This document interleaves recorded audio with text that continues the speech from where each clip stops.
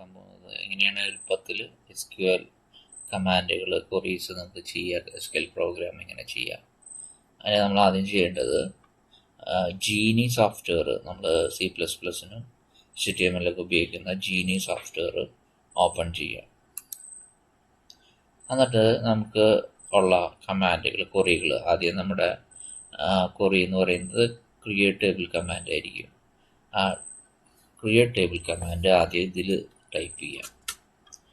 അത് കഴിഞ്ഞ് create table command കഴിഞ്ഞാൽ പിന്നെ നമുക്ക് വരുന്നത് ടേബിളിൽ റെക്കോർഡുകൾ ഇൻസേർട്ട് ചെയ്യാനുള്ളതാണ്. അങ്ങനെ 5 റെക്കോർഡാണ് ഇൻസേർട്ട് ചെയ്യാൻ പറയുക. അതിന് ഓരോ റെക്കോർഡും ഇൻസേർട്ട് ചെയ്യാൻ ഇൻസേർട്ട് ഇൻറ്റു കമാൻഡ് ഉണ്ട്. ആ ഇൻസേർട്ട് ഇൻറ്റു കമാൻഡ് ടൈപ്പ് ചെയ്യുക, ജീനി സോഫ്റ്റ്വെയറിൽ തന്നെ ടൈപ്പ് ചെയ്യുക. ഒന്നാമത്തെ ഇൻസേർട്ട് ഇൻറ്റു കമാൻഡ് കഴിയുമ്പോൾ രണ്ടാമത്തെ ഇൻസേർട്ട് ഇൻറ്റു കമാൻഡ് ടൈപ്പ് ചെയ്യുക. മൂന്നാമത്തെ ഇൻസേർട്ട് ഇൻറ്റു കമാൻഡ് ടൈപ്പ് ചെയ്യുക. നാലാമത്തെ റെക്കോർഡ് ചേർക്കാനായിട്ടുള്ള ഇൻസേർട്ട് ഇൻറ്റു കമാൻഡ് ടൈപ്പ് ചെയ്യുക. അഞ്ചാമത്തെ റെക്കോർഡ് ചേർക്കാനുള്ള ഇൻസേർട്ട് ഇൻറ്റു കമാൻഡ് ടൈപ്പ് ചെയ്യുക.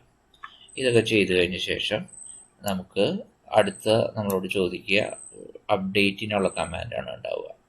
ഡാറ്റ മാറ്റാനായിട്ട് ടോട്ടൽ കാൽക്കുലേറ്റ് ചെയ്യാൻ അതിനുള്ള കമാൻഡാണ് അപ്ഡേറ്റ് കമാൻഡ്. അത് നമ്മൾ ടൈപ്പ് ചെയ്യുക, അപ്ഡേറ്റ് കമാൻഡ് എന്ന് പറയുന്നത്. അപ്ഡേറ്റ് കമാൻഡ് ടൈപ്പ് ചെയ്ത ശേഷം ഇതാണ് അപ്ഡേറ്റ് കമാൻഡ് ടൈപ്പ് ചെയ്യുക. അപ്ഡേറ്റ് കമാൻഡിൽ നമ്മൾ കാൽക്കുലേറ്റ് ചെയ്യാൻ total equal to mark 1 mark plus mark 2 plus mark 3.